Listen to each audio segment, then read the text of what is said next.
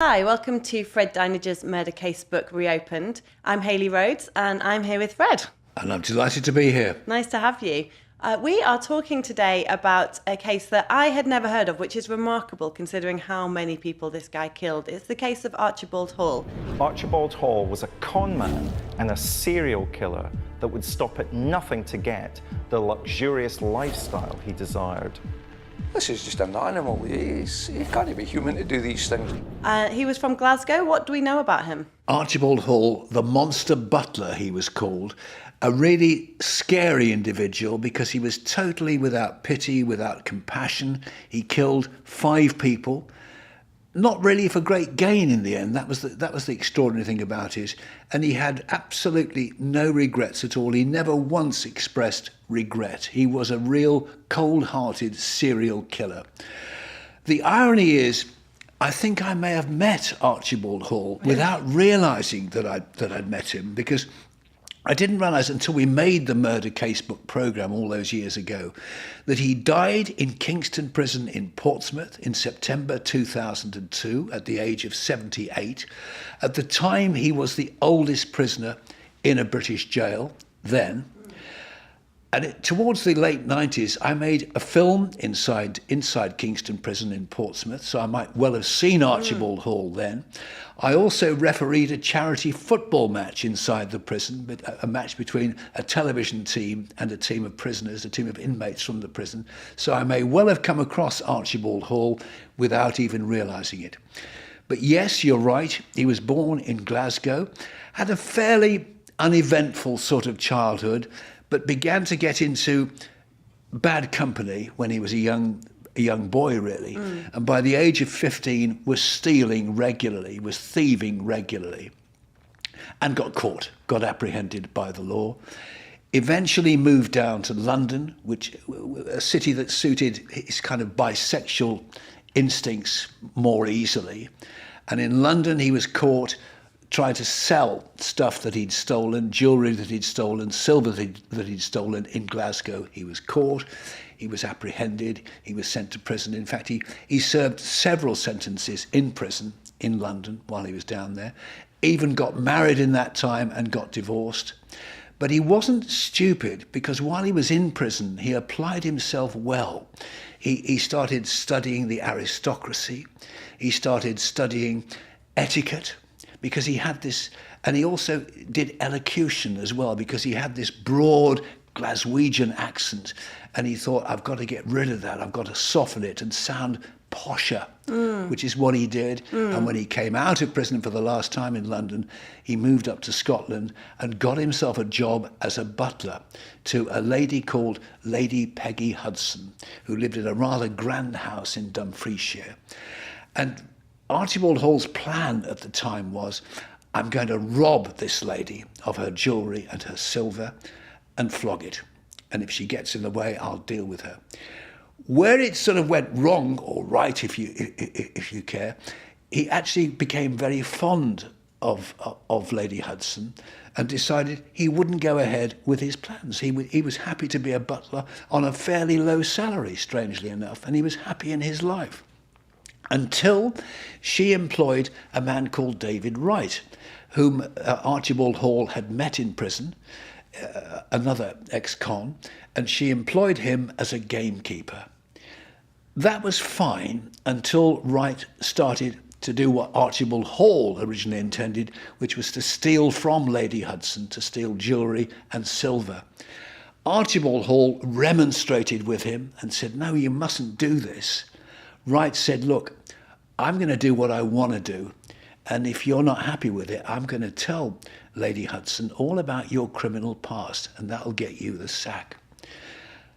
That gave an idea to Archibald Hall. He'd got to get rid of David Wright, and he did it in a very devious way. He suggested to him that they go out rabbit shooting. So the pair of them went into the wilds of Dumfriesshire to shoot some rabbits. Where Hall was clever was he made sure that David Wright had used up all of the bullets in his gun, and when he'd done that, Archibald Hall simply shot David Wright and killed him. He lifted his .22 and pointed it at a rabbit and gradually swung it round and shot right in the head. And he shot him not once, but he shot him 4 times. 1 in the head, and then 3 more in his torso. And that was the first of his victims. It didn't really work out for him because by this time Lady Hudson had become a little bit suspicious of the pair of them, if you like, did a bit of digging and discovered that Archibald Hall did have a criminal record, and so she fired him. But nonetheless, that was the first of his victims. And Lady Hudson had a very lucky escape, I think. Yeah, if later events were anything to go by. So what's really interesting about Archibald Hall is that a lot of what people think they know about his life and his story and his motivations actually came from 2 autobiographies he wrote himself in prison. And so then I think that the job of people who are interested in him is going back over and unpicking that and trying to work out the truth from the fantasy, because he does seem to have been a fantasist. And one of the people you interviewed for the programme was an author called Alan Nicol and a lawyer. And he'd written a book that sort of sets out to almost debunk some of the things that Archibald Hall wrote about himself. So one of the things about Archibald Hall is that he seems to have been a fantasist who almost he had these aspirations to this kind of Hollywood glamour, which had started when he was a child during the Second World War, watching these very glamorous Hollywood films. And he wanted to set himself up as almost like a gentleman. And as you said, he studied etiquette and elocution and developed this very kind of Anglo-Scottish kind of upper-class accent. And he began to call himself Roy Fontaine. Yes, he did. Roy Fontaine was a better, more glamorous name than Archibald Hall. And he got the name from an actress called Joan Fontaine, who was extremely popular at the time. And he thought that was a nice, sophisticated sort of name. And after he'd left the employment of Lady Hudson, went back down south again and got himself a job in London with a couple called Dorothy and Walter Scott Elliott. He'd been a Labour MP. They were a very wealthy couple. He got himself a job with them as a butler and proceeded then to do what he was going to do with Lady Hudson, which was rob them of their silver and their jewellery. And that's what he set about doing. But of course, that all went rather dramatically wrong, because they also, in their employment, had a man called Michael Kitto, again a man with a criminal record, and he and Hall, between them, plotted to rob the Scott Elliots of jewellery and of silver, and that's what they did. So by this point, it's 1977. He's in his 50s by this time, and during his early life, he's committed a lot of petty crimes, and he's spent an awful lot of time in and out of prison, but also psychiatric institutions, because I think on at least 2 occasions he was certified as being in some way insane. He definitely had, I think a psychologist actually would have a field day if they looked at his patterns of behaviour. But he has waited till he's in his 50s to actually commit his first murder, which was of his friend David Wright. Yes. And then we're coming up to just a couple of months later, and he's approaching what's going to be his second murder. Yes, the Scott Elliots. Well, it was Mrs. Scott Elliott who was the first victim, and it was all very unfortunate because Archibald Hall and Michael Kitto had been drinking. They'd been drinking the Scott Elliott's wine, and also, I think, plotting further crimes against the Scott Elliots. She overheard them talking, and that sealed her fate. In actual fact, they killed her. And they didn't kill her husband. They chloroformed him and took him to Scotland in the back of a car, in the boot of a car. And that's a few days later, that's where they murdered him as well. So during this time, he's not suspected of committing any violent crimes. There was no violent crimes really on his record, although he did have firearms offences. And for the programme, you interviewed Professor David Wilson, a criminologist, and he actually did an experiment with you to sort of see how con men work and how he could have come across as so plausible and how no one's suspecting him of these absolutely heinous things. Con artists rely on their powers of persuasion, their charm, their ability to seduce you, and their confidence to carry the con off. So what was the experiment that David Wilson did with you? This was really quite interesting, because my question to David Wilson was, why didn't people suspect Archibald Hall? Why didn't they see through him? And Professor David Wilson says it's very difficult because if people look the part and say, I am so-and-so, I do so-and-so, you tend to believe them because that's human nature. You give the benefit of the doubt to them. So what he did was he'd got 5 different people and said to me, one of these people, one of these 5, is a self-made multi-millionaire. You can talk to each of them very briefly and then decide which one of them is telling the truth. And there were 5 of them, as I say. And the one I picked was a gentleman called VJ, who said he'd made his fortune from cooking curries and selling them. From a family recipe. From a family recipe. And why did you go for VJ? Because to be honest, he looked the part. You know, he really did look as though he could be a sort of multi-millionaire. He had a kind of self-assurance, didn't he, that really came across? Why have you chosen VJ? VJ just seemed to me to live the part. He felt to me the real thing. There was a confidence about him. There was a sort of knowledgeable thing about him. To me, he just fitted the bill. So when I say multi-millionaire, do you mind gender? Is it going to be a man as opposed to a woman? Is it going to be somebody who's Afro-Caribbean or Asian, or as opposed to somebody who's white, somebody who's middle-aged, or somebody who's young? Yes. No, I mean, it could literally be any one of these 5. But you're still sticking with VJ? I'm sticking with my man. Fool me completely, because it wasn't him at all. Yeah. It was the youngest of the 5, a young chap called Fraser, yeah, who eventually I did get, to be fair, did. at the second attempt. And Fraser, how he'd made his money was his grandmother had given him recipes for jam making, for various sorts of jams. And he started making and producing these and had become incredibly successful, and to this day is still very successful. Oh, really? And is selling loads of jam, apparently, in Japan and places No like way. that. Yes. So, and he was the one. But I thought, no, he can't be him because he's too young. He did. He looked like an intern. He looked like the work He experience did. kid. He did. So I picked the wrong one. And that's exactly how Archibald Hall, the monster butler, got away with it, because he spoke nicely, he looked rather nice, he spoke softly, but in fact he was a killer. And actually, in as disguise. David Wilson said, back then in the 50s, 60s, 70s, societal roles were much more defined, and your expectations of people according to class were much more predictable, I suppose. The kind of the social mobility and the kind of fluidity of kind of the way people behave in different classes didn't exist in the way that it does now, I don't think. Absolutely right. Absolutely right. And Archibald Hall got away with it. He convinced these very wealthy people that he was a butler and a really decent sort of bloke. And of course he wasn't. He was a cold-hearted killer, serial killer. So having killed poor Dorothy Scott Elliott, he's now in Scotland with his accomplice, Michael Kitto. He's got Walter Scott Elliott, this elderly man, drugged in the car with them. But he's got another person, Mary Coggles, which is a former lover of his, I believe. Or in his words, everyone's a former lover of his. Yeah. He's got this Mary Coggles, who is then posing as Dorothy Scott Elliott to withdraw money from banks. Yeah, and this is where that was her undoing, Mary Coggle, because she insisted on dressing up in the victim's clothes, Yes, fur coats, mink coats, exactly, and wearing all the jewellery. And Archibald Hall thought, and Michael Kitto thought, this is dangerous.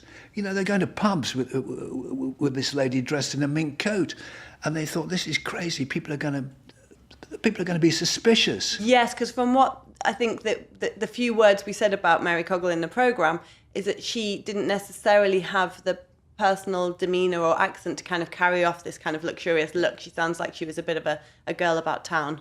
So Hall and Kitto decided that Mary Coggle was going to be their undoing. So they did what Archibald Hall tended to do. He killed her. He murdered her in cold blood. Absolutely. And of course, yet another victim. And actually, the words "in cold blood" you've used a couple of times now, and it does seem. I mean, one of the people you interviewed for the programme was Len Murray, who's a solicitor who later represented Hall. And one of the things he says several times is that he was absolutely cold. He had no remorse. Most of these murders weren't actually strictly necessary for him to continue doing what he did, but he just seemed to have quite. I don't know if he enjoyed the killing, but he decided to kill someone and he did it. And that was just what happened. It was an everyday occurrence as far as Archibald Hall was concerned. Oh, that person's in the way, that person's going to be my undoing. Kill him. Didn't have a second thought about it. Hall again claims that he was going to kill Mary Coggle quite quickly, and then eventually he's going to take a poker to her head. Kitto comes from behind her and holds her, and then they put a plastic bag over her head so as to suffocate her. Yeah, and chucked into a little stream. Yes. In the middle of nowhere. Yeah, and this was in December. There was snow on the ground, and they just dumped the poor woman. And then the next move is one that baffles me a little bit. They made contact with Hall's younger brother, Donald, who was a convicted paedophile and also a crook. And they went with him because they were planning some kind of heist. They were, and they went to Donald's home in Cumbria, and they had a couple of days of eating and drinking. And Donald kept saying to them, I mean, Archibald Hall actually hated his brother, who was allegedly a paedophile. But Donald kept saying, look, I know you're up to no good. I know what you lot are doing. I want to be part of all this. And Archibald Hall thought, no, I don't want him. And again, I think he was kind of threatening, saying, look, I'm going to be part of all this. Otherwise, I'm going to tell the police about you, see. And Donald made a big mistake. Donald said, look, I can show you a very clever trick here. I can show you how using a small amount of string or rope, you can make someone completely incapable of movement. And you simply tie their hands behind their back and tie the thumbs together, lie them on their tummy, bend the feet up as well, stick that inside the string or the rope, and they can't move. Oh my goodness. So Donald said, let me show you how to do it. And they said, yeah, great, okay. So they tied Donald up so he couldn't move. He was chloroformed, he was killed, he was out the way. And that was victim number 5. And so victim number 5 actually would ultimately be the undoing and the stopping of this spree, which in 6 months they'd taken the lives of 5 different people. But this would be the one that they actually got caught for. This was extraordinary. They drove Donald. He was in the boot of the car all the way back up to Scotland from Cumbria. He's in the boot of the car. The car originally, on its number plate, has 3 9s. Archibald Hall thought, that's a bit unlucky. I don't fancy the 999, the police call. I'm going to change that. So he interfered with the number plate and got rid of the 3 9s, which actually was their undoing. They checked into a hotel in Scotland with his paedophile brother dead in the boot. They checked in. The hotel manager was suspicious of these two. For some reason, he was suspicious of them. He thought they were up to no good. I don't know why. I mean, he spotted a con man, obviously. Yes, I think he found Archibald Hall a bit too glib, is what he very said. glib, yes. Is that he was almost a bit too open. He told this story about how the next day they were both emigrating to Australia together, and he was very chatty and almost just too much. Yes. So he rang the police. They'd gone to their room or whatever, and he rang the police and said, I've got a couple here, and I'm really suspicious about these two. And the police came round. Which is remarkable, because Well, you need a lot more than that to get the police out today, I think. It was a different time, it was a different age. And the police came round and suddenly realised that the number plate, which had been changed, didn't match the details in the logbook. Oh, in the tax disc that used to be displayed in the window. Correct, absolutely correct. So that's really started to arouse their suspicions.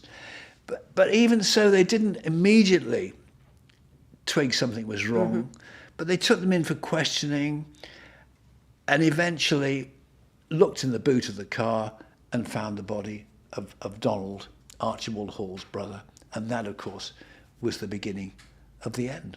Although Hall tried to make it not the beginning of the end because he escaped from the police station. He did. He went on the run, but inevitably this time he was going to get caught.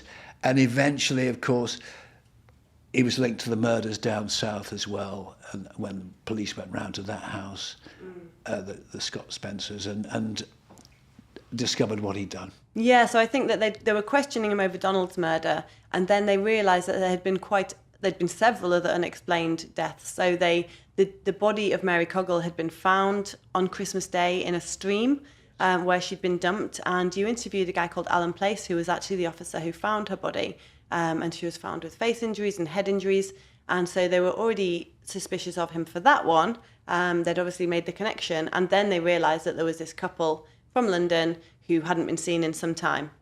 Exactly. So they went down there. Someone had reported that jewellery and silver had been taken from the house, and that led back to Archibald Hall. So they got him on that one as well. And then at that point, he started gradually leading the police to the bodies that he'd left kind of scattered Yes, around he the place. did. He took them to all of the where the bodies had been left or buried, and was quite open about the whole thing. You were there when Wright's body was found.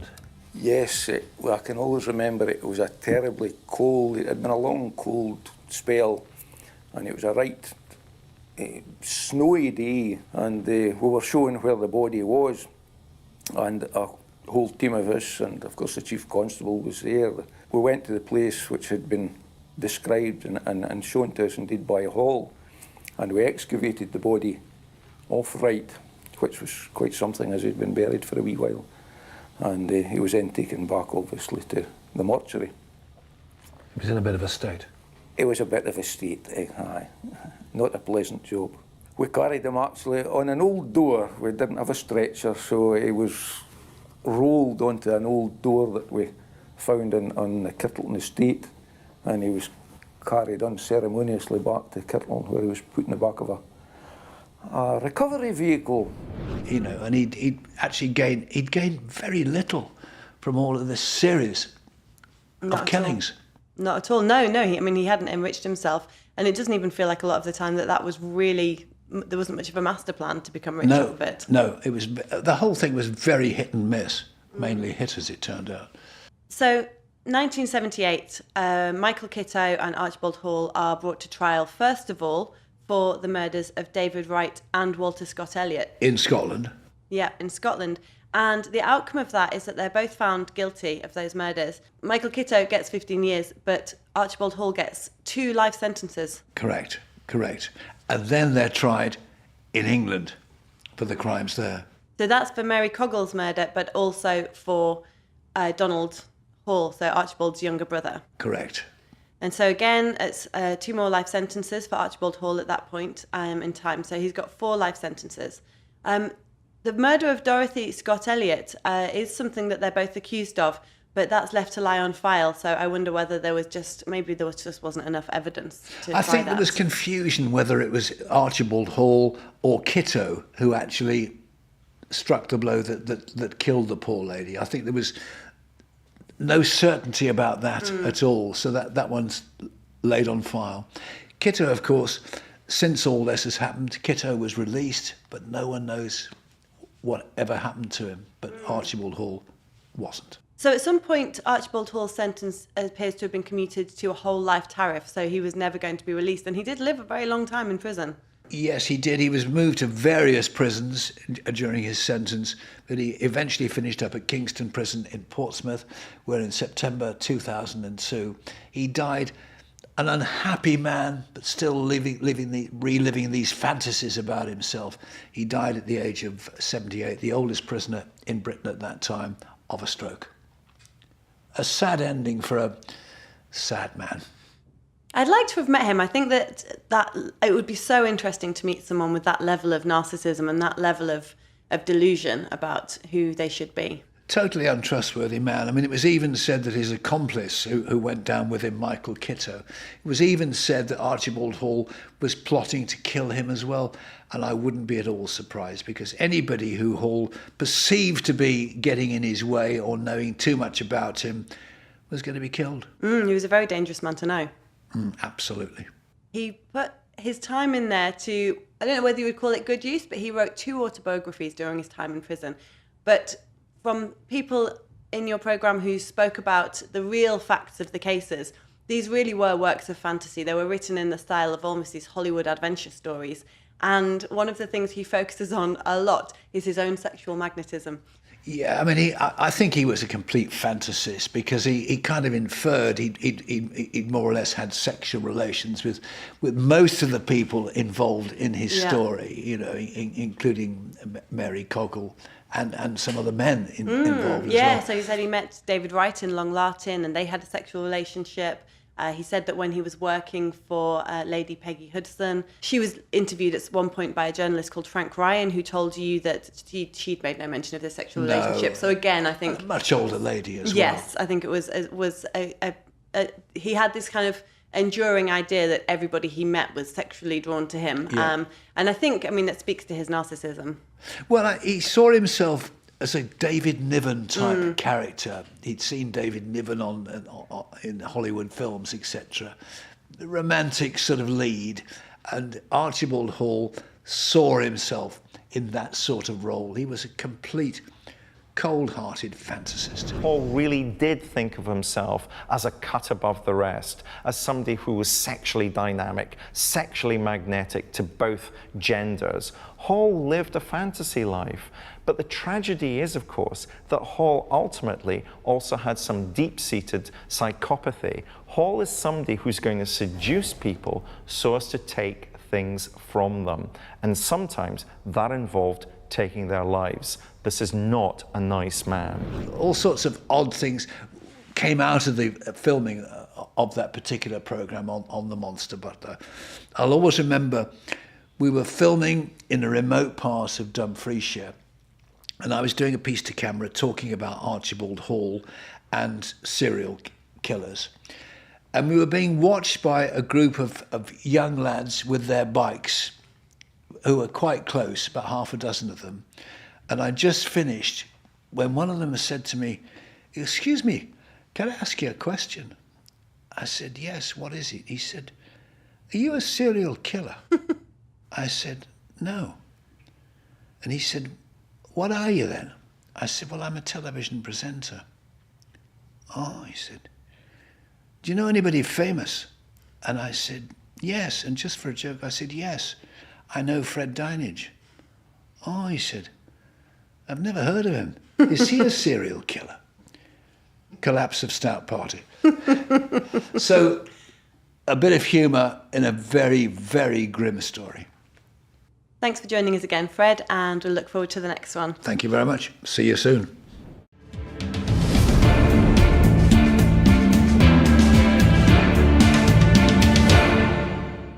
Hello, welcome to Fred Dinenage's Murder Casebook Reopened. I'm Hayley Rhodes and I'm here with the man himself. I'm Fred Dinenage, and that, as they all say, is half an hour, but not just yet. Sorry, old habits die hard. So we are talking today about a case that you covered when you did the first series of Fred Dinenage's Murder Casebook in 2011. Yes. So this is the story of Ruth Ellis. She was the last woman in Britain to be hanged. She was hanged for murder in 1955. Why is this a case that has such a familiarity for everybody? This is an extraordinary case, Hayley, which still resonates very much with a lot of people to this day, particularly women. And I'll tell you how I know this. Just the other day, and this is an absolutely true story, a lady stopped me in the street and said, "Hello, Fred, what are you up to now?" I said, "Well, I'm working on a new series of evil killers for Sky Crime. I do my Ronnie and Reggie theatre tour with the Craze, and I do 1 or 2 cruises giving talks as well." And I said, "I'm just about to do a podcast." "Oh," she said, "what's it about?" I said, "It's all about Ruth Ellis." Her whole demeanour changed, and she said, she said, "I'm still angry about Ruth Ellis to this very day. That poor woman should never have been hanged.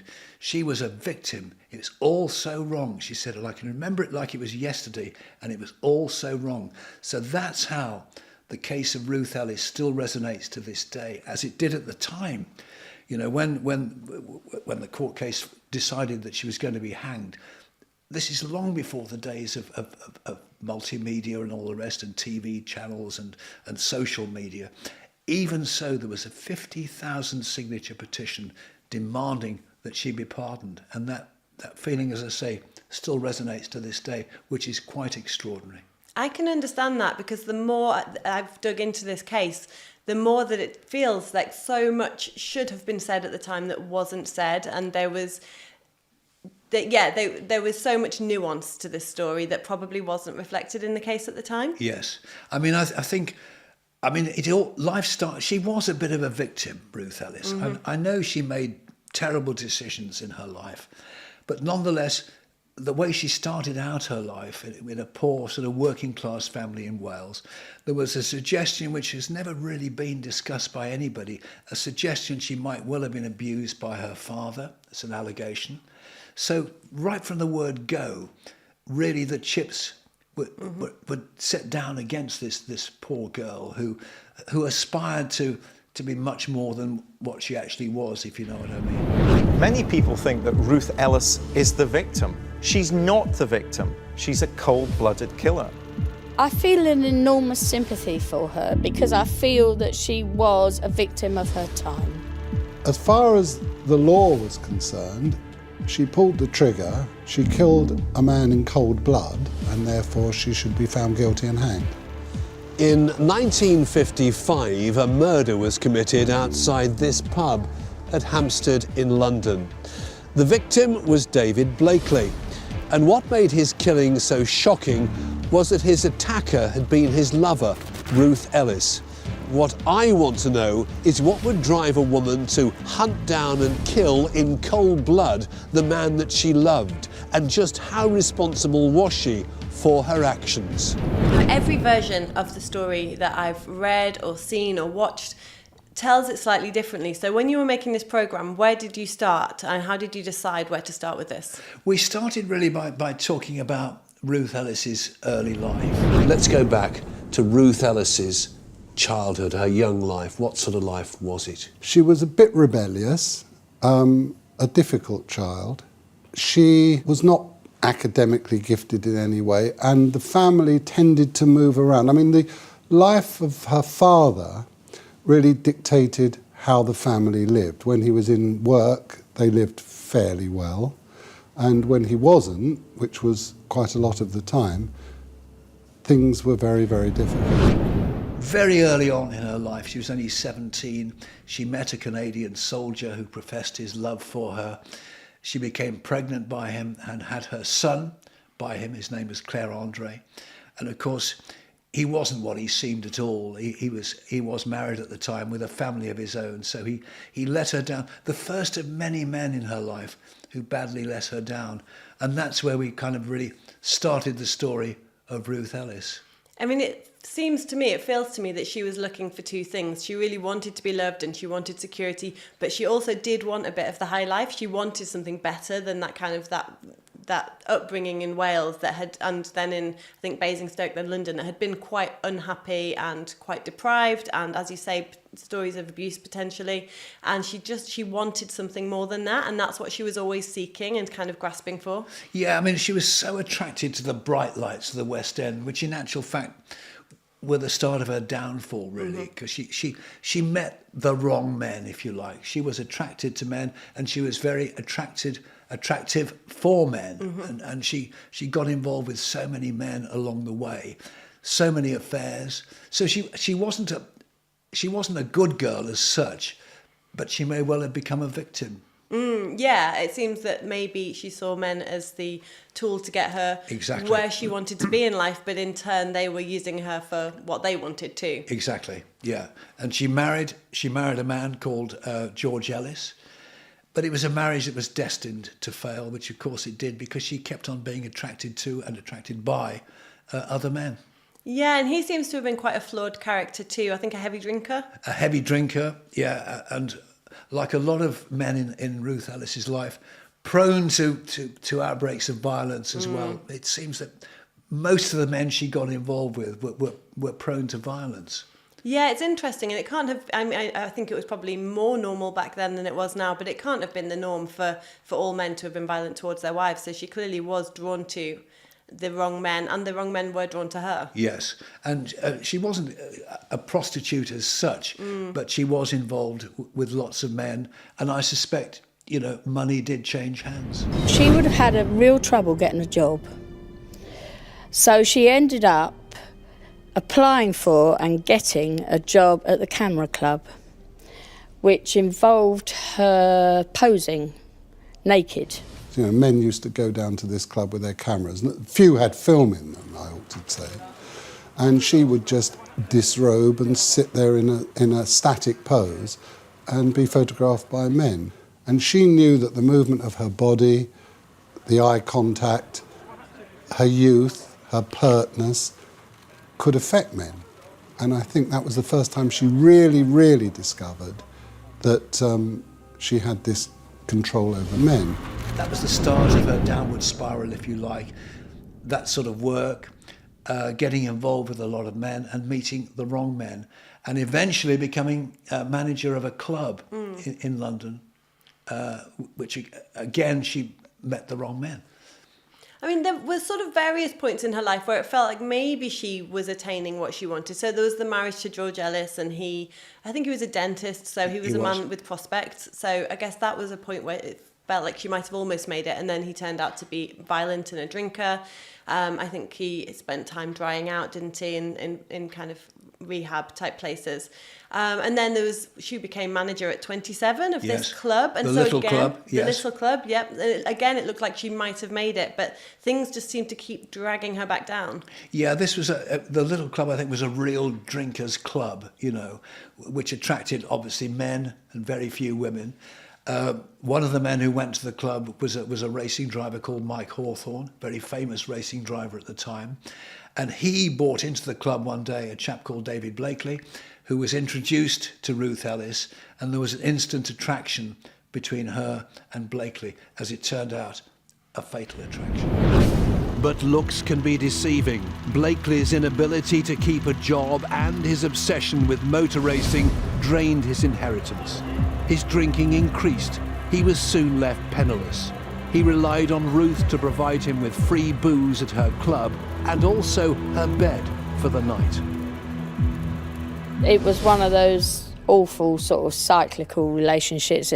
Grand passion, great lust, followed by extreme violence, huge makings up, and back on the old treadmill again. Neither of them understood each other or themselves.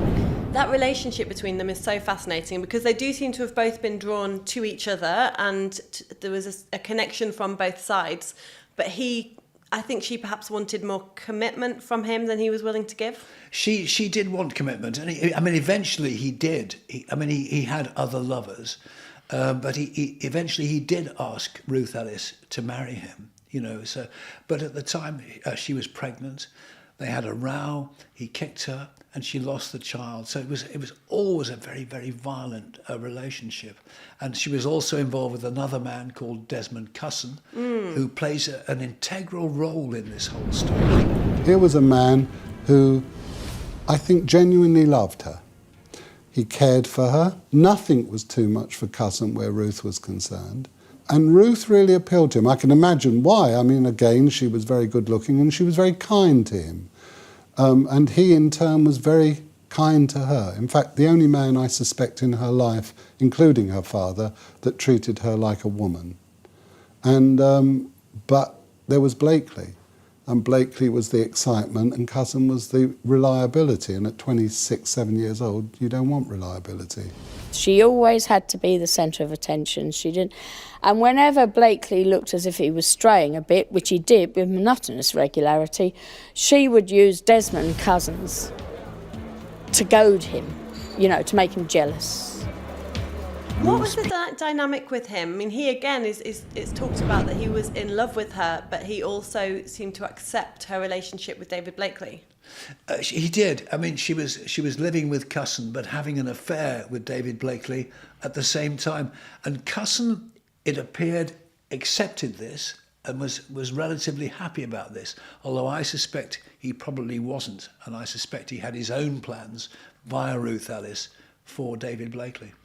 So going back to David Blakely, he was I guess upper class is how we would describe him. Yeah, I mean, I think in the Murder Casebook programme that we did, we looked at Blakely, and he was a higher class, if you like, than Ruth Ellis, and this is something that she always aspired to. She always aspired to bigger and better things, to security, to money, and Blakely appeared. I say appeared because he wasn't all that he appeared to be. He appeared to be rich and successful. Another racing driver like Mike Hawthorne, not a professional driver, but had ambitions to be a professional driver, had ambitions for better things. In the end, I think he blew most of his money on racing cars.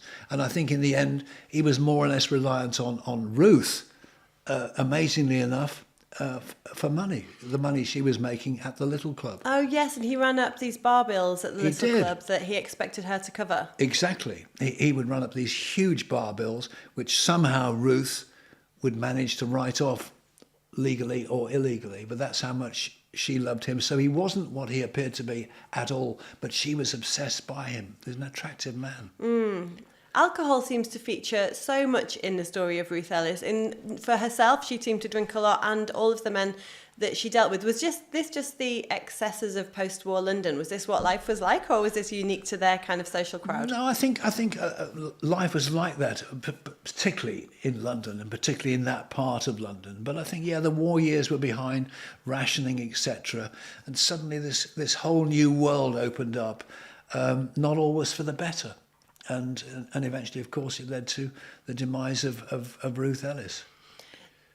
She is described at a lot of points along this story. I mean, in Murder Casebook, you speak to Lawrence Marks, and I think that his perception of her is that she's quite calculating all along, really. No matter, she did meet with hardships, but that she was quite calculating. She was driving things forward. But she seems to have had a lot of mental health difficulties. There's a lot of chaos that I don't know if she was in control of. I think there was a point where she visited her husband, George Ellis, in hospital, and then she ended up having to be restrained because she kind of lost the plot, and then she was on tranquilizers that she was prescribed there. So she doesn't seem to have really been in control. Is that your understanding of it? Yeah, I mean, I think she did have her own mental health issues, unsurprisingly, probably. It's interesting, in that Murder Casebook programme, I always had the feeling that Lawrence Marks, who knew such a lot about the story of Ruth Ellis, I always had the feeling he was actually very sympathetic. I really did feel that he felt a certain sympathy for Ruth Ellis, and that she had been mistreated and manipulated. That's the feeling I got. I mean, he was critical of her, but I felt that in a way he felt he could understand her. I interviewed him in the Magdala public house, outside of which Ruth Ellis shot David Blakely. Conversely, Professor David Wilson, the criminologist we interviewed, I always felt he really felt Ruth Ellis had got everything she deserved. To me, it was a fascinating comparison between these two men, and the lady we interviewed as well, who'd been around at the time. Yes, this was Pip Granger. Pip Granger, another author. Pip, of course, who'd lived through those days, the post-war days. I felt she was really on the side of Ruth Ellis, So that was another aspect of the programme which I found absolutely fascinating. Pip, who was totally sympathetic to Ruth Ellis and could understand the temptations that she'd been attracted to. Lawrence Marks, who, despite all he said, I felt he was sympathetic towards Ruth Ellis.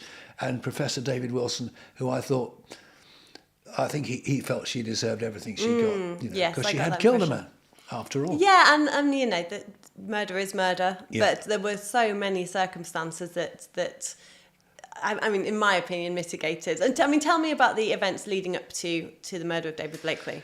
She was living with Desmond Cusson at the time. She was convinced that Blakely was having an affair with another woman, which is probably true. She couldn't seem to get hold of him. She couldn't find him. He wasn't returning phone calls, etc. She went round to some friends of David Blakely where she was convinced he was. They wouldn't let her in. Then she saw Blakely getting into a car with a friend of his. She and Desmond Cusson, who she was living with at the time, followed him to the Magdala public house in Hampstead in London. Blakely went in with his friend. He then paid for his drink, walked out the door over there, outside, and there was Ruth standing with a Smith & Wesson loaded, 6 bullets in the barrel. And she called David. And David looked round and saw Ruth with a gun in her hand. Blakely's first instinct was to run, but he didn't get far. Ruth pulled the trigger. She fired 2 shots, and then a third that cut him down. Ruth coolly walked up to David's body and emptied 2 more shots into him. Blakely lay dying.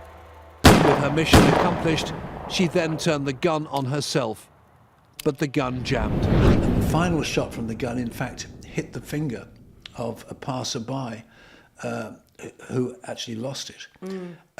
And Blakely was on the floor dead, and several people came up, including one man, and Ruth Ellis, in a very confused state, said to him, "I need the law."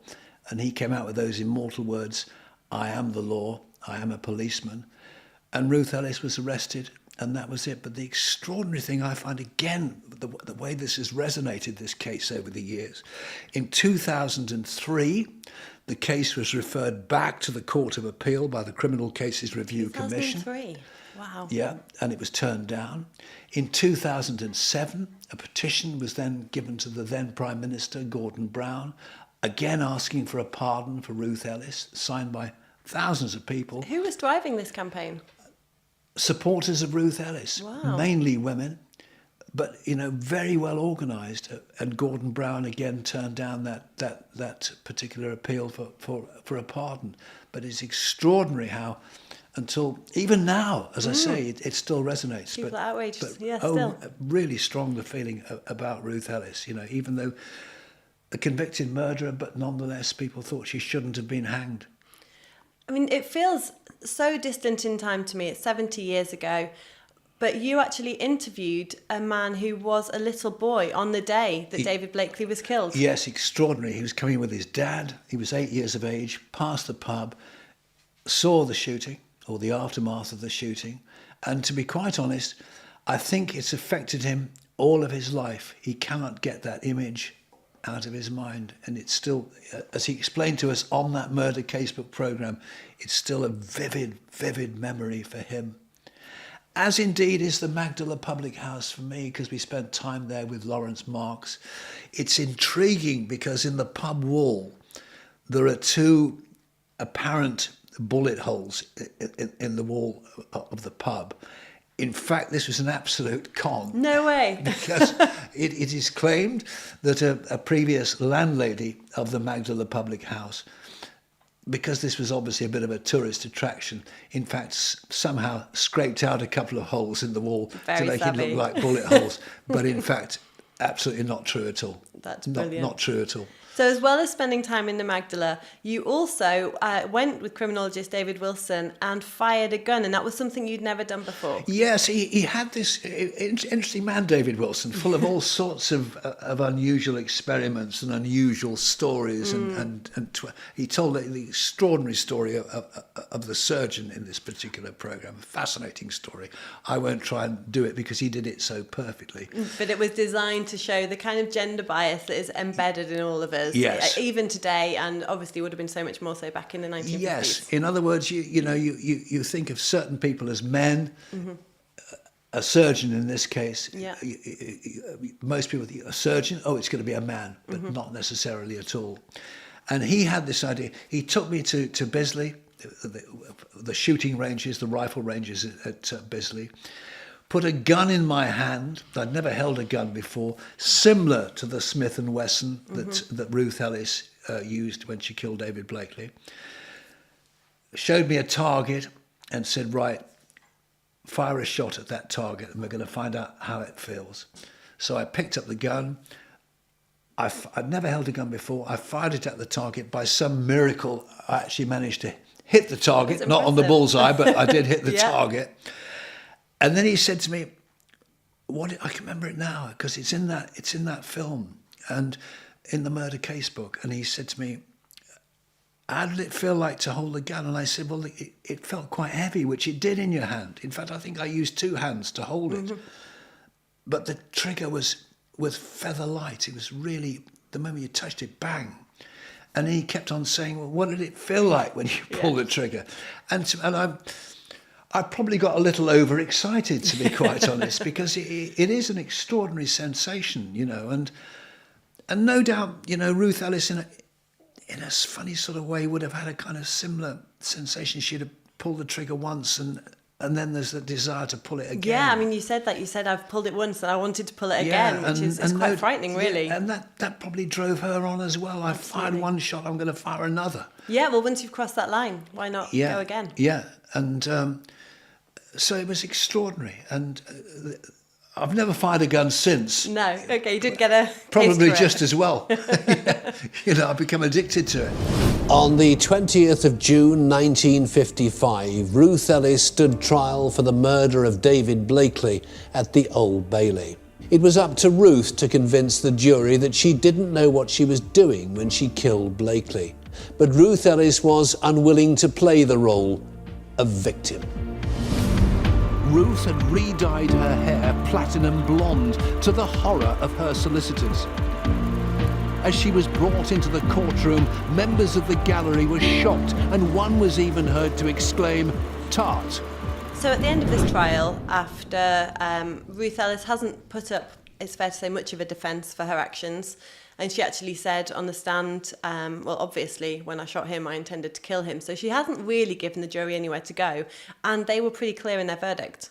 They were. I mean, they could have come up with a verdict of mercy killing, but as I say, Ruth wanted to die. I think she wanted to be hanged, so she made it absolutely easy for them, really, to reach that verdict in a matter of, what? 14 minutes. 14 minutes. 14 minutes. Which is ridiculous, isn't it? 14 minutes, because there she was with the blonde hair, dressed the way she was dressed, saying, yes, I'm guilty, I killed him, you know, and what were they to do, really? Mr. Justice Havers sentenced Ruth to death by hanging. She calmly accepted her fate. And the judge, in his summing up, which is really interesting, so he sentenced her to death. He felt that he had no option, given Correct. the facts of the case, to sentence her to death. And in his summing up, he used a phrase which has become really common parlance legally now, but wasn't back then. This is the first time I think that it was used. He called it a crime of passion. It was a crime of passion, wasn't it, really? Although how much of it was passion and how much of it was actually coercion, I don't know. I don't know. But yes, it was a crime of passion in a sense, in as much as she was passionate about David Blakely. Yes, to the point of obsession, I guess. Yeah, to the point of obsession. But the impact on her family was just terrible, wasn't it? It was devastating. I think her mother, Bertha, ended up taking her own life. Yeah. Her ex-husband, George, I mean, he had his own problems, so George it wasn't Ellis. necessarily related to her, but her former husband, George, took his own life. Correct. I think eventually her son, Andre, that she'd had with the Canadian serviceman, ended up desecrating her grave and then taking his own life too. So there were these really tragic shockwaves that kind of extended for years. Absolutely awful, the repercussions of Ruth Ellis and what she did. Absolutely horrifying, really. Do you think that if the roles had been reversed and a man had done to his lover what Ruth Ellis did to David Blakely, do you think that the jury, the judge would you think that the trial would have taken the same course? I don't think had a man adopted the same attitude and mannerisms and dress as Ruth Ellis. In other words, had a man said, yes, I'm guilty, I did it, I don't think the judge and the jury would have had any option at all but to convict him at the time of murder and therefore to be hanged. I don't think at the time, given similar circumstances, the verdict could have been any different. And this obsession that, we say obsession, this obsession that Ruth Ellis had for David Blakely, and she loved him, she had been abused by him, she'd lost a baby because of him, she saw him as her future, but he was never going to be. And then after all this has happened, he's literally ignoring her. He's refusing to answer her calls. He's refusing to come to the door of his friend's house when she knocks. I mean, this build-up of feeling, this, whether it was anger or despair, it feels quite justified on the part of Ruth Ellis. Well, it wasn't. It was a total obsession, wasn't it? She was obsessed by him. I think she was totally in love with David Blakely. And I think David Blakely was a wrong 'un. And I think he treated her appallingly, physically and mentally. He treated her appallingly and then kind of ignored her, I mean, it's a story that's repeated so often, isn't it, in life, but never usually with such dire consequences and such awful consequences. But yeah, she was obsessed with him, and Blakely wasn't what he appeared to be. She was obsessed with an image, I think, of what she thought David Blakely was and should be, and he wasn't. I think the modern statistic, the statistic that's used these days, is that when women kill, more than half of them do so because they're killing a partner who has been abusive towards them, Yes. who has controlled them, who has physically hurt them. And then the just less than half are the ones who do it for other reasons. I mean, where do you think that Ruth Ellis falls on that spectrum of kind of calculating killer to people who are responding to a provocation, control, abuse? I think Ruth Ellis actually falls into both categories. I really do. I think she was driven to it. And I think she falls into...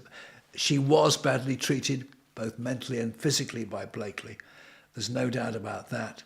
But she falls on the other side as well. She was absolutely obsessed by the man. So I think Ruth Ellis completely falls on both sides of that particular coin. I actually think that sums up a lot of things that happened in the course of her life. She was horribly treated. Yeah. She suffered from a very young age at the hands almost entirely of men. But then she also made quite a lot of poor choices along the way that if she'd have been less keen on the high life, if she'd have not seen this kind of elevated life for herself as being the way out of her troubles, perhaps if she'd just made more small c conservative choices, I wonder whether things would have gone very differently. I think if Ruth Ellis had made different choices, her life would have been completely different and almost, well, as important, to be honest, the life of her family and her children would have been different as well. Only a day before her execution, Ruth was persuaded to appeal. She revealed the extent of Desmond Cussen's role in the murder of Blakely.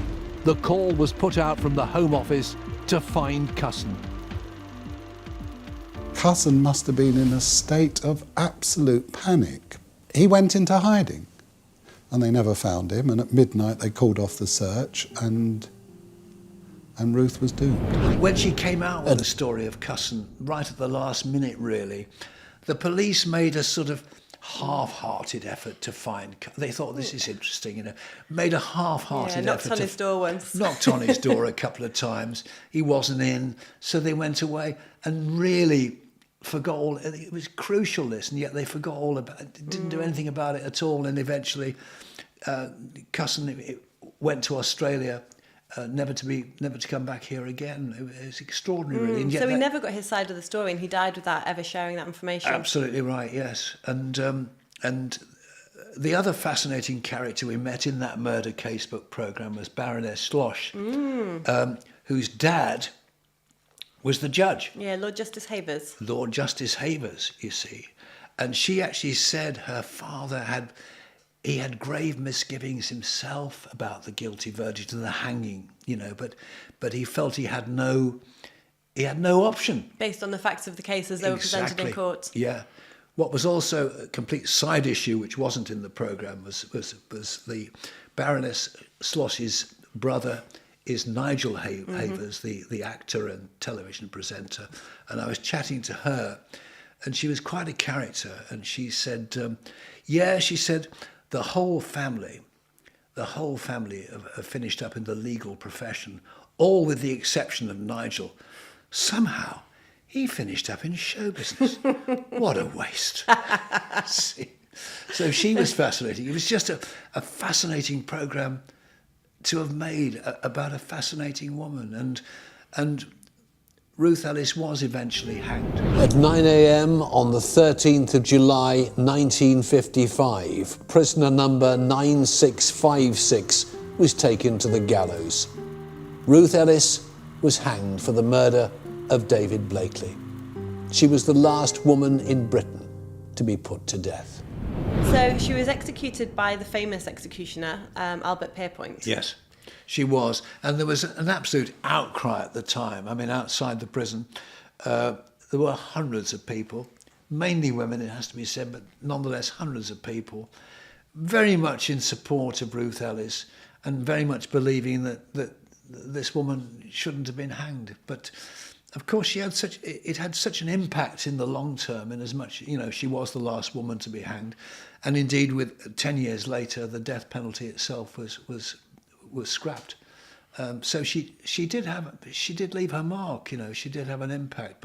And even a couple of years after her execution, I think the law was changed so that the option of diminished responsibility was there, so that actually you could say, yes, this person killed someone, but were they in their right mind when they did it? Yeah. Which is really important. And what was the other change in the law? But you're absolutely right. Diminished responsibility.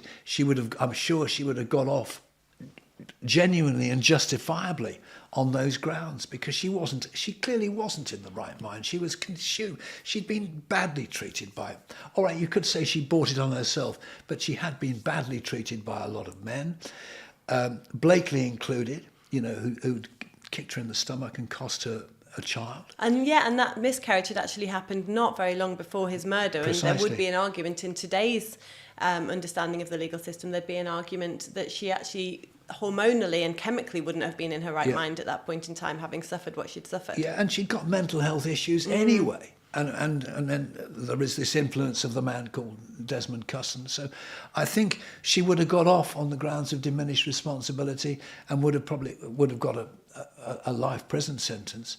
But that wasn't what she wanted, you see. I think Ruth Ellis, having killed the man she loved, I think Ruth Ellis wanted to die. And she wrote to David Blakely's mother saying as much, that when she was executed, she would be with him. Yeah, she would. Which is interesting, that was all her fixation was on, really. Yeah, I mean, he was a wrong 'un, Blakely, you know, but, you know, she loved him. She loved him, and it cost him his life, and it eventually cost her a life. But that's what she wanted, you know, but... and there were strong feelings in the press as well, you know, a lot of the newspapers took Ruth Ellis's side and said, no, you shouldn't hang this woman, you know, but she brought it on herself, didn't she? A lot of it did seem to come down in the moment to class. I mean, you've got the establishment who are all lining up to say, I mean, I think it was a police inspector who actually said she saw herself with David Blakely, who was someone several classes above her, and when that couldn't happen, she killed him. So a lot of it did seem to come down to her being perceived as this kind of girl from Rhyl who, you know, she was a lower class girl. She'd behaved in a way that good girls don't behave. Yeah. And then she'd killed this man who was, I mean, not a pillar of society, but he was socially, I guess, considered superior to her. So, and then, you know, so you've got the establishment all lining up to say this is what she deserves, this is what she's brought on herself. And then you've got 50,000 members of the public signing a petition saying that she shouldn't be hanged. So the public perhaps perceived her plight very differently. The public liked Ruth Ellis. If you know what I mean. They sympathised with Ruth Ellis, saw her as one of their own, if you like, an ordinary girl, you know, who'd got mixed up in the wrong company and done the wrong thing. While striving to make a better life for herself. Yes, but the class thing then was much more, I mean, it still exists today, of course, but it was much more them and us. Absolutely. At that time. And her appearance in court was very much remarked upon, that she dyed her hair peroxide blonde and she dressed in this kind of flashy way like she might have dressed to be a nightclub hostess. Yeah, and I think she did that on purpose. And I think that was all part of her plan, you know, that if I look like a tart, I'll be treated like one, you know, and I think because she wanted to die. It's a really tragic case, actually, I think. You know. It is tragic, and I know that it had such long-lasting repercussions for her family in particular, that I think all of them, pretty much to a person, I think apart from her sister Muriel, met quite a tragic end. And I think that, I wonder for her children, the fact that she'd made that choice for herself must have really had repercussions for them. I think no doubt about it. You know, it was a terrible scar for them all to bear, and they never, any of them, I don't think, ever really truthfully got over it. No, and the attention that it must have brought on them as a family too, because this was such a huge deal at the time. Yes, exactly. Yeah.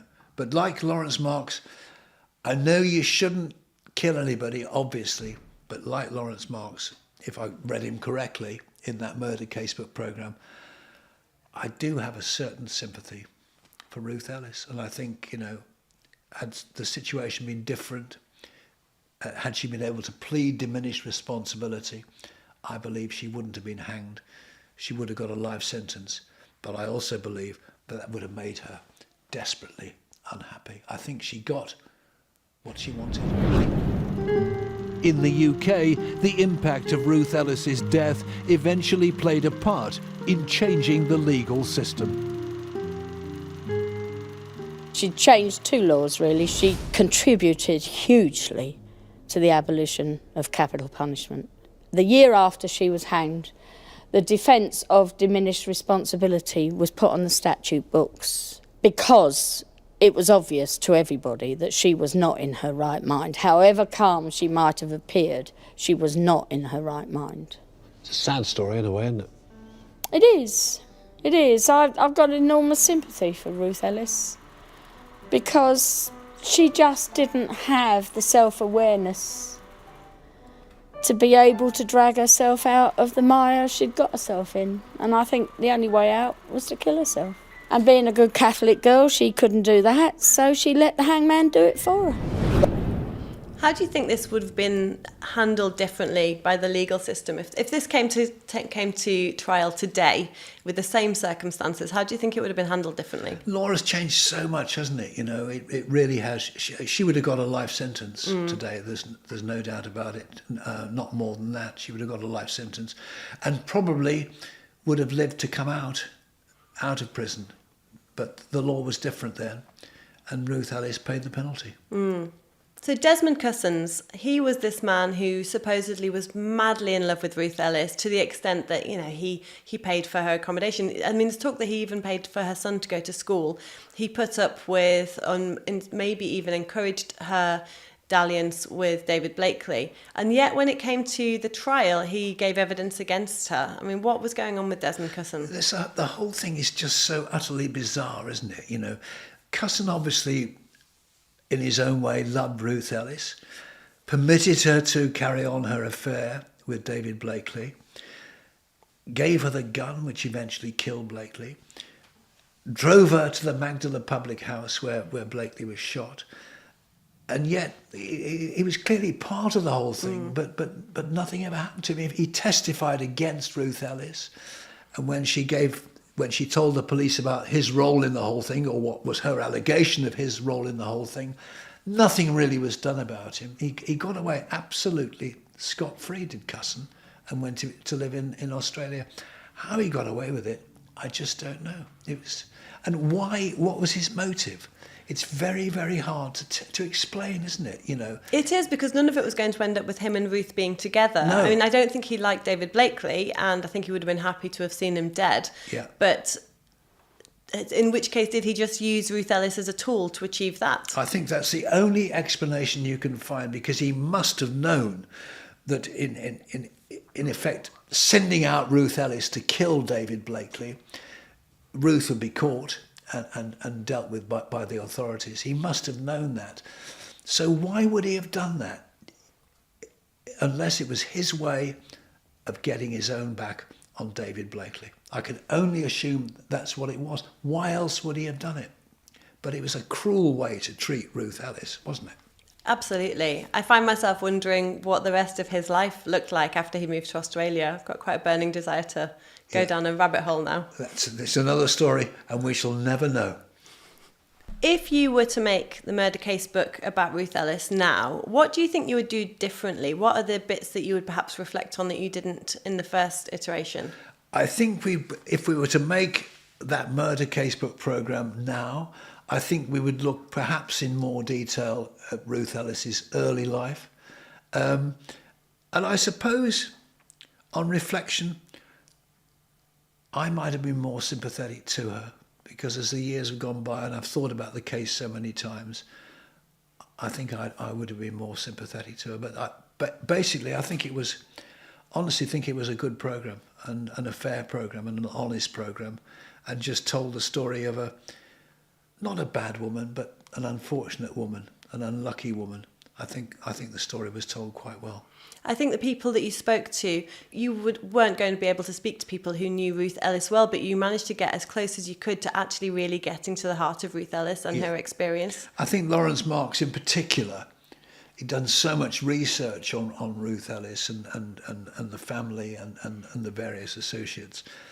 I think he really got as close to Ruth Ellis as we could get at the time. I do, honestly, my feeling was that Lawrence Marks was sympathetic towards Ruth Ellis, as indeed, all these years later, am I.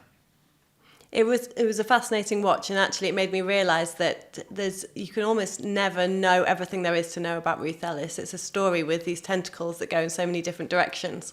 And I suspect even now we've not heard the last of Ruth Ellis. Agreed.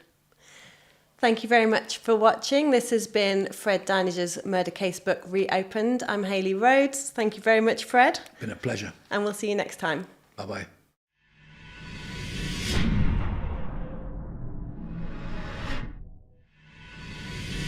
Welcome to Fred Dinage's Murder Casebook Reopened. I'm Hayley Rhodes, and this, of course, is Fred Dinenage. How are you doing? I'm okay, and I'm quite keen to talk about our man today because he really is one of the most vicious killers ever, I believe, in the history of British crime. It is an amazing case. So this is a saga that spread fear across the north of England in the 1970s. It's the case of, as the newspapers dubbed him, the Black Panther. He was eventually unmasked as a man called Donald Nilsen. What do we know about his early life? I mean, for a start, he wasn't born Donald Nilsen.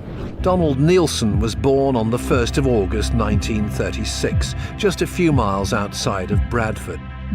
Growing up in wartime Britain meant that family life was tough for the young boy, especially as his father was a strict disciplinarian, something that would rub off on Nilsen in later life. She didn't quite fit in. He's incredibly close to his mother, but when he's 10, his mother dies, and that leads to the first time he gets into trouble.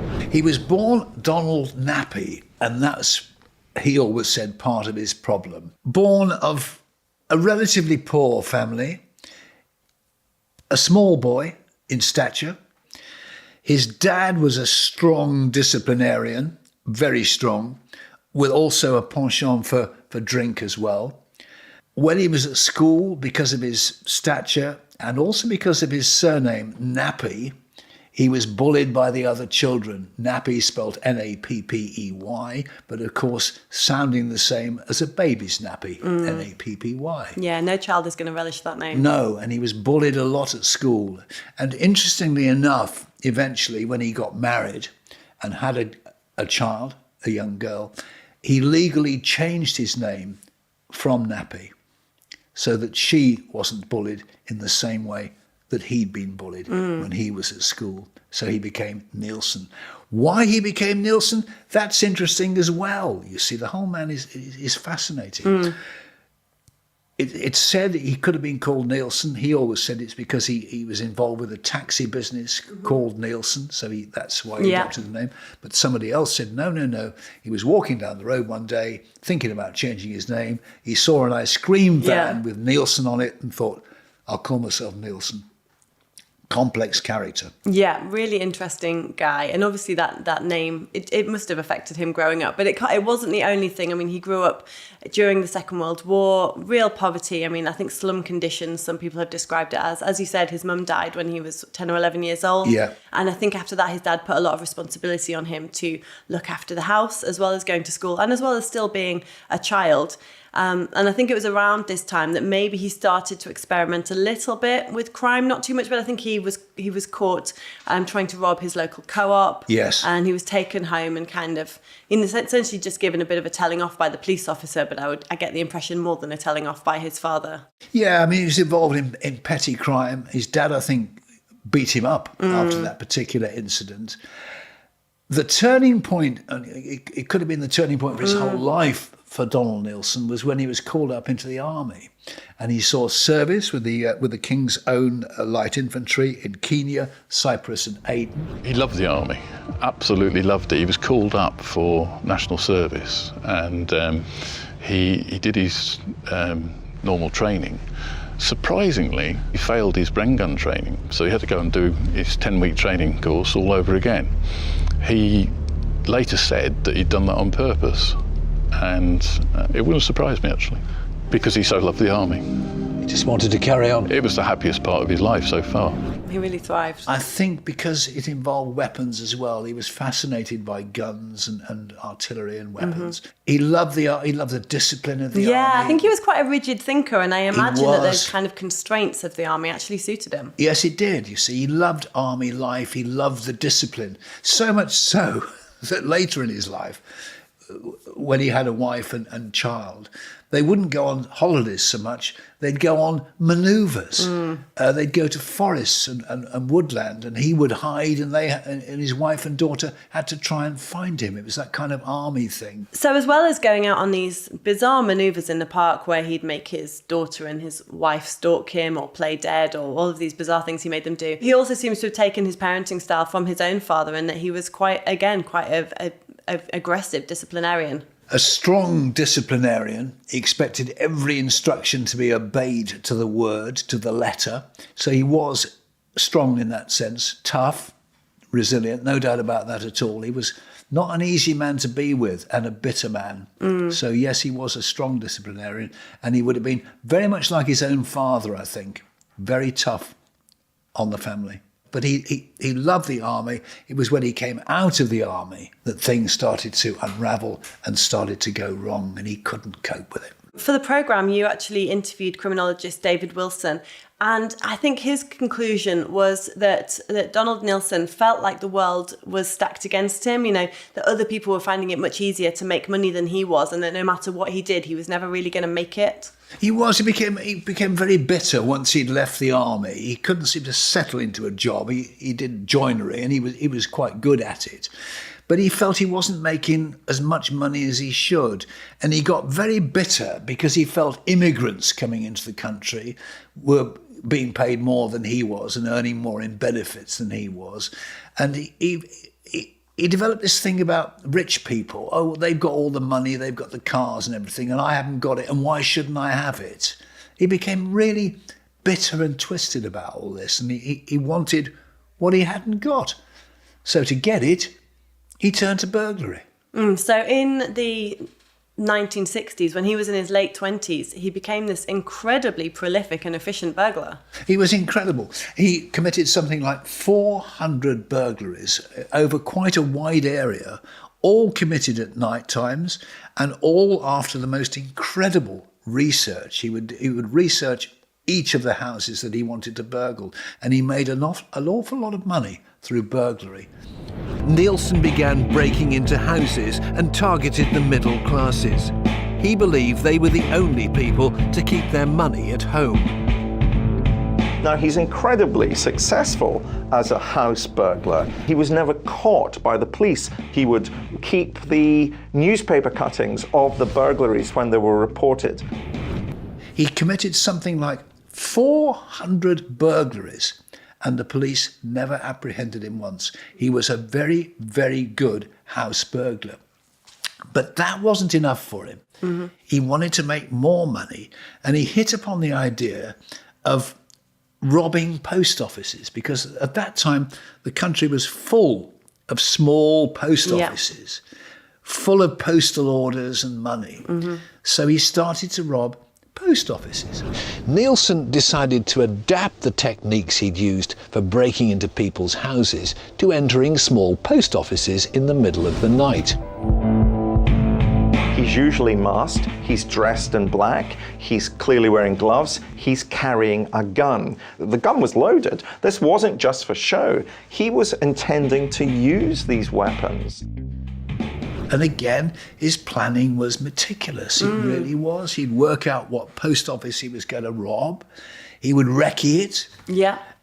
Then he would go out always at night to rob it, and he would cut off the burglar alarm, and he would break in, and he would find the keys generally either in the office or in the bedroom next to the bed while the sub postmaster and his wife, or it could be a lady postmaster and her husband, were asleep, and he would carry on with his burglary. And he was very, very good at it. And he was prolific again, and he really spread his crimes across the north of England and moving into the Midlands. And you interviewed, for the programme, you interviewed a journalist called Andy Wright, and he told you that I think that this did really spread fear amongst, once they realised that this community of sub-postmasters was being targeted, there was this fear that actually, any of them thought I could be next. Yes, there was a real fear, and he was a scary character. He was a scary character, was Nilsen, because he always dressed in black, and he always had his face covered with a black face covering.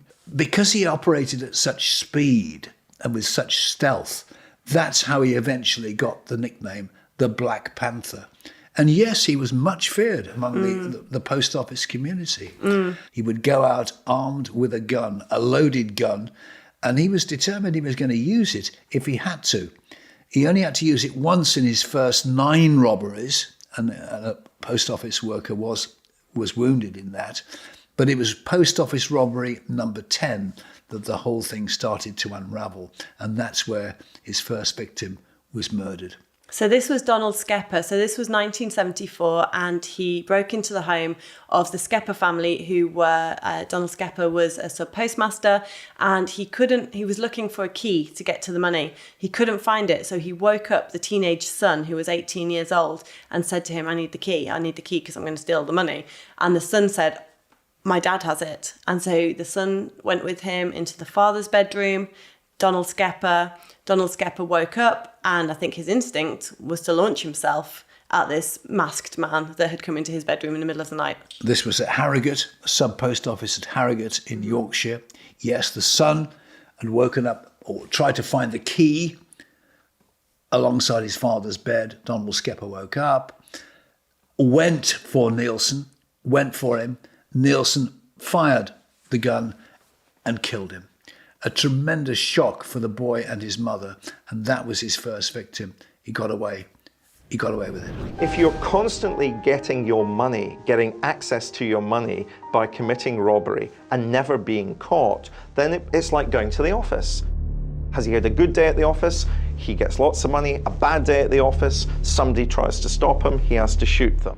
And still, I mean, you've got this man who has been burgling houses, now burgling post offices. He's now killed somebody, and still nobody knows who he is, what he looks like. There's been photo fits, but none of them, by all accounts, resembled him in any way. So this is a complete mystery man. Yes, and then he went to Accrington, to a sub-post office in Accrington, with a sub-postmaster called Derek Aston, an ex-military man, and again he was disturbed, and again the sub-postmaster went for Nilsen, and again Nilsen shot him and killed him. 2 murders. Yep, so things have really escalated now. He is no longer just, a cat burglar. He is a double murderer by this point. And a very, very dangerous man. And he's not stopping. So Derek Aston's murder, that's the second sub-postmaster who's now been murdered in quite a short space of time. So by this point, there must be real fear. This is not a one-off. This is a campaign. It must feel like a campaign of terror against sub-postmasters. And people have no idea who this is. No, see, he committed 2 murders, and apparently he was getting away with it. And then he went to a post office at a place called Albury in the West Midlands, owned by a couple called the Greylands, and that's where for the first time he made a mistake. Sidney Greyland was the sub-postmaster. He was locking up for the night with his wife. He was downstairs. In came the Black Panther, Nilsen. A scuffle started. Nilsen shot him. Greyland's wife, Peggy, confronted the Black Panther, and he virtually pistol whipped her. But for some reason, he wasn't wearing his face covering, and she was the first person to actually see the Black Panther's face. Amazingly enough, she survived. She was lucky to survive. She probably only survived. She probably wasn't killed by him, because 2 policemen were passing by at the time, heard noises from inside the post office before the Greylands had locked up. And saw the lights on, which wouldn't normally have been on at that time of day. Which made them suspicious, and they investigated and found Peggy Greyland, and that probably saved her life. But still, they couldn't find him. So he now is somebody that appears to have crossed a boundary into actually finding it quite easy to use violence on people. I think he later would justify it and say, well, I only ever did it when I had to. It was always self-defense. But he does appear to be now finding, he's killed 3 people. He's finding it very easy to commit violence. And for the programme, you actually met with a former armed robber called Tom Carrigan. And he described to you actually what it feels like in that moment when you pull on that mask and you've got your gun and you walk into a building and you know exactly what you're going to do. Yeah, this man he'd done time for armed robbery. And he was really honest and open about it. And his feeling was, he said, once you put on the mask, once you've got the gun in your hand and you're in the post office or the bank or or whatever it is, you become a different person. And if you're robbing a post office, for example, the way you look at it is, I'm not stealing someone's money. It's from an institution. It's from the government or whatever. It's not from an individual. So therefore, you see me, I've got a mask on, I've got a gun. If you try and stop me, that's down to you. Mm-hmm. But you must know that if you try and stop me, I will shoot you. And if necessary, I will kill you. And that's the way he looked at it. He said, once you put on that arm, you're excited. And once you put on that arm, that covering, and you've got the weapon, you can't wait to start. Yeah. It's an excitement, and either you've got that or you haven't. Mm-hmm. And so he had no doubts about it at all. Yeah, it's really interesting. And in that moment, you don't see anyone as a person or a victim. You just see them as an obstacle to you getting what you've gone there for. You were all powerful. And Nilsen would have felt that as well. He's in the post office. He's got the gun. He's got the rifle. He's powerful, and you are at his mercy. And you know that if you try and stop him, he will shoot you, which he did.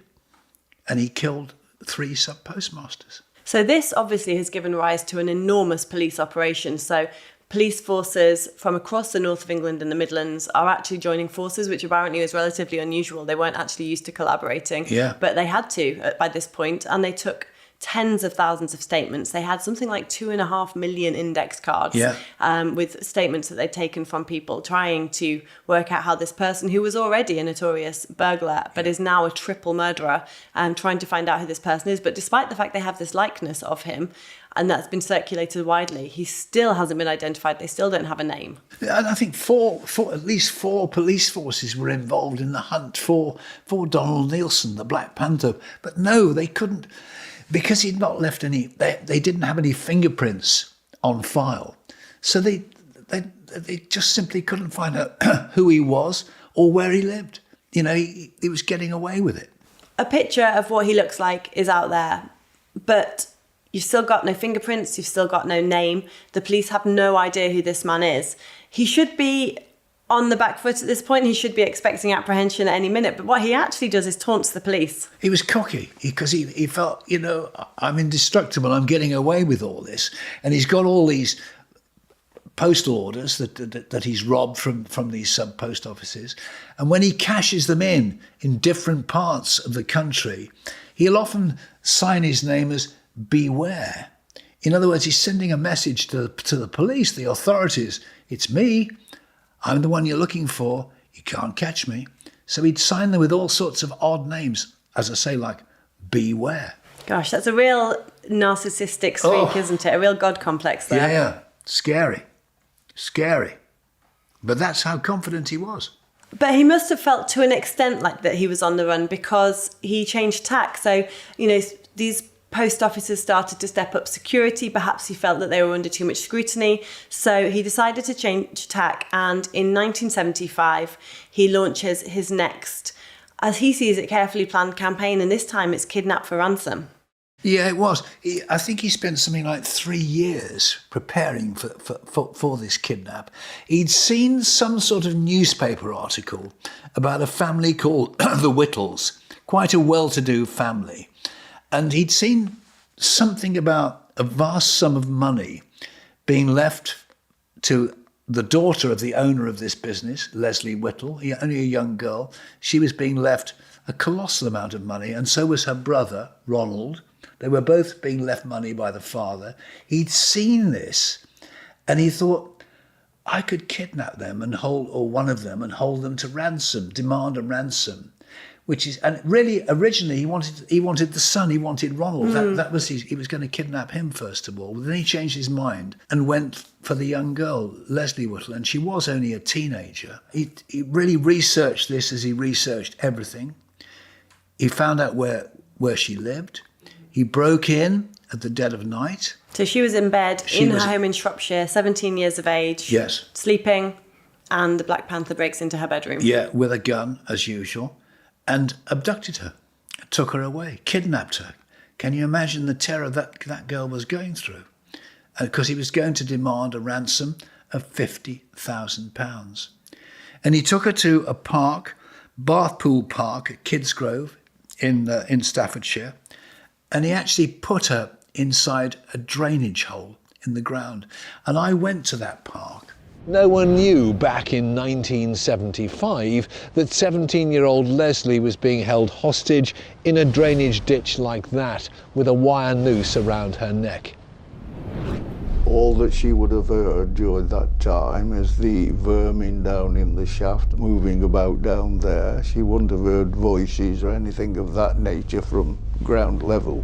I mean, she was hidden sort of underground with a wire noose around her neck. On a kind of platform. On a ledge, with vermin all around her, in the dark. Can you imagine the terror of that? It's absolutely horrific. You know, and we actually went to that park, and it's a pleasant enough place, but when you'd thought about what had happened there to this poor young girl, it was chilling. Yeah, you met with Harold Wright, who was one of the detectives who investigated the case. She wouldn't have known where she was. She'd been taken in the dead of night, taken in the back of a car, apparently hidden under some kind of foam mattress, so she wouldn't know where she was. No. And then she finds herself in this dark, wet tunnel underground where all she can hear is rats. Absolutely dreadful. An absolute nightmare. The whole thing would have been, you can't imagine what it would have been like for this innocent young girl, balanced on this ledge with some wire around her neck, horrible creatures around her feet. All she can hear, it's pitch black, all she can hear is the sound of an occasional train passing by, and she's there for hours and hours and hours, all by herself. Absolutely terrifying. In the meantime, Nilsen demands a £50,000 ransom from her brother. He'd actually left a box of Turkish delights in their living room with a note in something called Dymo tape. This note that Black Panther had left for the Whittle family said not to tell the police, said pay me this ransom but don't tell the police. I mean, they sensibly did go to the police, and the police wanted to keep control of everything, didn't they? So they said not to tell the press. Yes, and of course the press inevitably found out about it and ran the story. So it was out in the open. And the police are saying, don't pay the ransom. But of course, you know, Whittle wanted his sister back. He wanted her back safely. So he thought he would pay the ransom. And money was to be left in a telephone box, etc. But the whole thing was a complete mess because the press were on the story. When he got to the phone box, apparently the press were already there. The whole thing was an absolute disaster. It does seem that what was a crystal clear plan in Donald Nilsen's head about how everything was going actually was fraught with potential missteps. And that is what happened repeatedly, that there was this plan that they were supposed to follow that would mean that Ronald Whittle, the brother, gave him the ransom money, and Leslie Whittle supposedly would have been returned to her family safely. Yeah. But there were so many misfires along the way, and what he thought was a crystal clear plan was not crystal clear to anybody else. I think Nilsen overthought it. You know, he'd been so used to this meticulous planning of all the post office robberies, etc., and the house robberies before that. I think he'd overthought it. He'd overcomplicated it, you know. Quite a simple, what should have been a relatively simple transaction. You give me the money, I'll give you your sister back. He overcomplicated it, and it all went terribly, terribly wrong. An illustration of how Donald Nilsen's sort of best laid plans were actually fraught with potential missteps. So David Wilson actually took you on a scavenger hunt in the park to try and illustrate this point. Yes, it was really to illustrate what Nilsen had done was when the first attempt to get the ransom money had failed, he then invited Leslie Whittle's brother to this Bathpool Park where she was incarcerated, and he was going to leave messages written on dyno tape instructing him what to do next, to leave the money, to get his sister back. Again, overcomplicating it. Over the next 5 days, Ron Whittle failed several times to deliver the ransom. The clues he was given had no punctuation, were ambiguous, and only made sense to Nilsen himself. Professor David Wilson took me to a park And he'd left dino messages all over this park for me to follow to find a parcel. So each one was a series of clues that should have led you to the next clue. Yes, but you see, because Nilsen wasn't clear enough and his grammar wasn't clear enough and precise enough, David Wilson illustrated to me how complex this was. You know, go to this tree. Which tree? There's 2 or 3 trees there. Turn right there and then turn left, or whatever. And it seems simple, but it's incredibly complex. And I couldn't find the parcel that David Wilson had left, and a bit of the dino tape had gone missing. So it seemed simple in theory. And that had happened in real life. I think that a bit of dino tape had been left stuck inside a telephone box. Yes. And it had slipped down behind a board that was kind of nailed to the back of the telephone box. Yes. And so it wasn't even easy to find it. And so there were all of these things. And I think also just Donald Nilsen, I think his thinking was so rigid that he couldn't understand that other people's perception was different to his. Exactly. So what he thought was a clear instruction was anything but. I mean, I can also only imagine how Ronald Whittle felt as he was trying to follow these clues which weren't clear, and the absolute rising panic that he must have felt, because knowing that all of this, the safety of his little sister, rested on him following these instructions to drop off this money. Which he couldn't do. No, and he must have felt absolutely desperate. Yeah, he was in absolute panic, panicking all the time. And his little sister was still on this ledge, still with this wire round her neck, you know? The last clue took him to Bathpool Park, where he waited for a torchlight to flash at him. But again, he'd misread Nilsen's instructions and was in the wrong place. Nilsen was obviously watching from a vantage point. Ron Whittle had been directed to look for Nilsen flashing a light, a torch. Nilsen saw, in fact, a police car early on. He said he saw a helicopter, something denied by the police. And he started to believe that a police operation had been put together. So he was spooked. Unbelievable. And in the end, he couldn't work it out, because Donald Nilsen had overthought the whole thing, you know. This meticulous planning that had gone into all the post office robberies, this time let him down badly. Yeah. And let Leslie Whittle down even more. And that's the thing. So the money drop was never made. Donald Nilsen stopped communicating with the Whittle family. Everything went quiet. And it was, I think, 7 weeks later that finally the police did another search of Bathpool Park, and they found this tunnel system underneath the park. Yes, and the poor girl had fallen off the ledge and had hung herself. And so Harold Wright was the detective that you interviewed, and he was the one who found her body. He was, and he was a father himself, and he could visualise the absolute terror that this poor girl had gone through, being stuck in this shaft for so many hours and days until finally falling to her death. Dreadful story. And apparently very emaciated when she was found. She hadn't eaten for days before she died. No, a terrifying and awful death. Yeah, absolutely awful. And still, so now you've got the Black Panther associated with 4 murders. Yes. And still they don't know who he is. They don't know his name. They don't know who they're looking for. And months go by with no moves forward in this case. As we've said, thousands of statements taken, millions of index cards with information.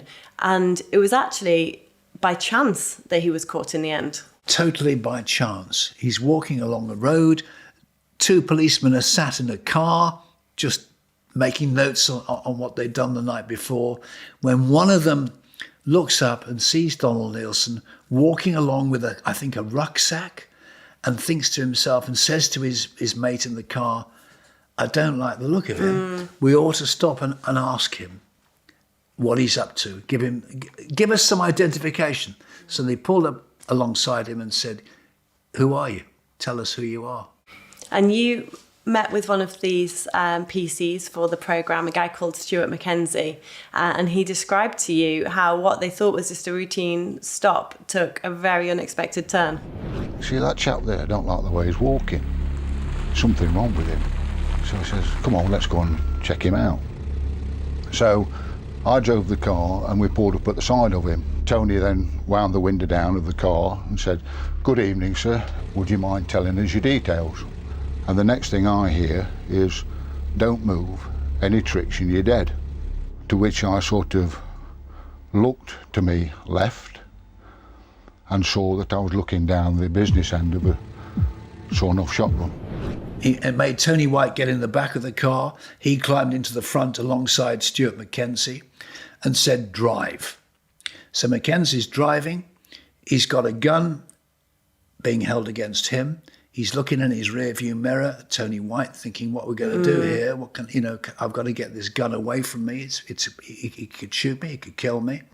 So he starts to drive, and then he thinks, right, I'm going to swerve this car and it'll pull him off balance.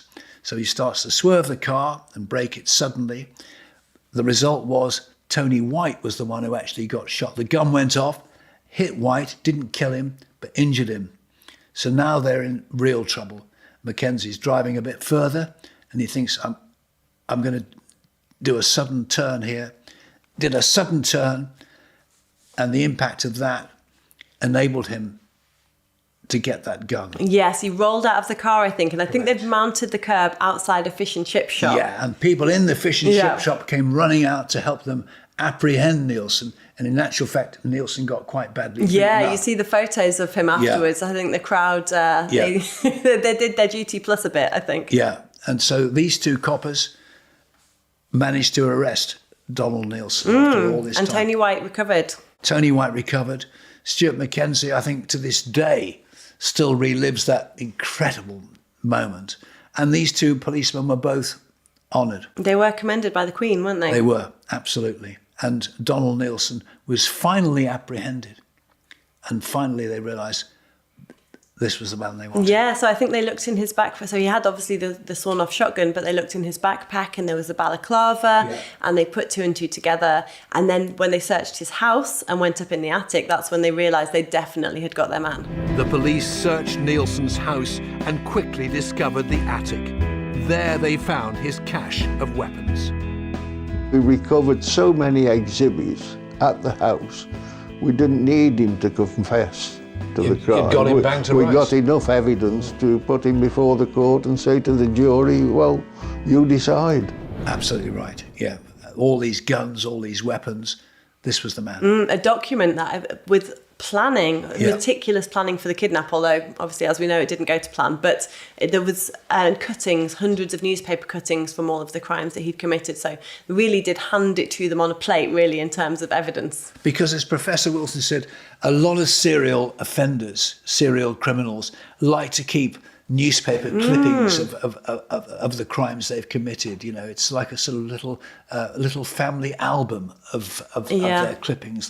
It's a kind of vanity thing. I mean, and he was a real narcissist, so that's not surprising. Yeah, absolutely. So he loved to read about himself and the crimes he committed. So he was charged not only with Leslie Whittle's murder and kidnap, but also with the murders of the three sub-postmasters. Correct. And then when it went to trial, his barrister successfully argued that the two things should be dealt with separately so they didn't prejudice one another. So in the first instance, he was tried for Leslie Whittle's kidnap and murder, and he admitted to her kidnap, but he denied her murder. He said that I did not push her off that ledge. She fell off a ledge, and it was just, an unfortunate bit of collateral damage, really. Yeah, but he wasn't going to get away with that, was he? Well, he wasn't. Actually, he gave himself away in his evidence. He did. He said, I had no reason to kill her. She'd never seen my face. I was going to release her. Yeah. And then, as Andy Wright, the journalist, told you, then another bit of his evidence actually gave himself away because he talked about the point when she saw an expression. She saw his face. Yeah. And he actually admitted that then. He said, she saw the fear on my face. Yeah. And that's... And then everyone knew that it had been a lie, that she'd never seen his face. And so he had motive to kill her. Yes, he did. And he was found guilty of that. I've been to many court cases about serial offenders. They rarely take the stand. Nilsen wanted to go and put his side of the story because he believed he had a side to describe. It's an incredibly arrogant attitude. And even then, in explaining what had happened, he didn't really take any responsibility for anything he'd done. No, like so many serial killers, he tried to put all the blame on the people that he'd attacked. Well, if they hadn't attacked me, if they hadn't, defended themselves, they'd have been all right, you see. But they didn't. So therefore, I had no option but to kill them, which is absolutely no defence at all. But it goes back to our armed robber, doesn't it? He was saying, well, people know the rules. I've got a face covering on, I've got a gun. So you know the rules. You give in, you do what you're told, because if you don't, I'm going to kill you. But that's no defence, you see. Well, Donald Nilsen even went a step further and he tried to portray this as a victimless crime. I was only stealing from the state. I was stealing from post offices. It's public money. Yeah. There were no victims here. Just handily forgetting all of the people that he'd killed and their traumatised families. And the fact that, the victims just multiply. Yeah. So he could exonerate himself from any real blame, you see. But of course, that's absolute nonsense. He left behind a trail of death and destruction and broken families. Awful, awful, particularly in the case of dear Leslie Whittle. Yes, and then his barrister again tried to argue that he shouldn't be tried for the 3 sub-postmasters, that they should be allowed to just lie on file as part of his record. Yeah. But that wouldn't be justice. No, absolutely. So he went down for that as well. So 3 post office workers killed and Leslie Whittle. 4 murders. He really did look a little bit evil, menacing. The one time that really stands out for me was when he was handed a weapon, one of the sawn-off shotguns that he'd used in his raids, and just in front of him were all the exhibits. There were 2 rows of exhibits. There were shells from those guns, and he was handed the gun, and he literally turned it round like that, and everybody in the press box and in the galleries and so on all instinctively ducked. So the sentence was a whole life tariff, and does that seem like the right outcome to you? Absolutely. This was a brutal, cold-hearted, merciless killer.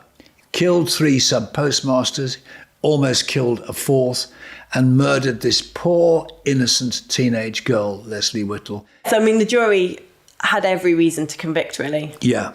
He died a horrible death, which is no more, to be fair, than he deserved. He was in Norwich prison. He developed motor neurone disease.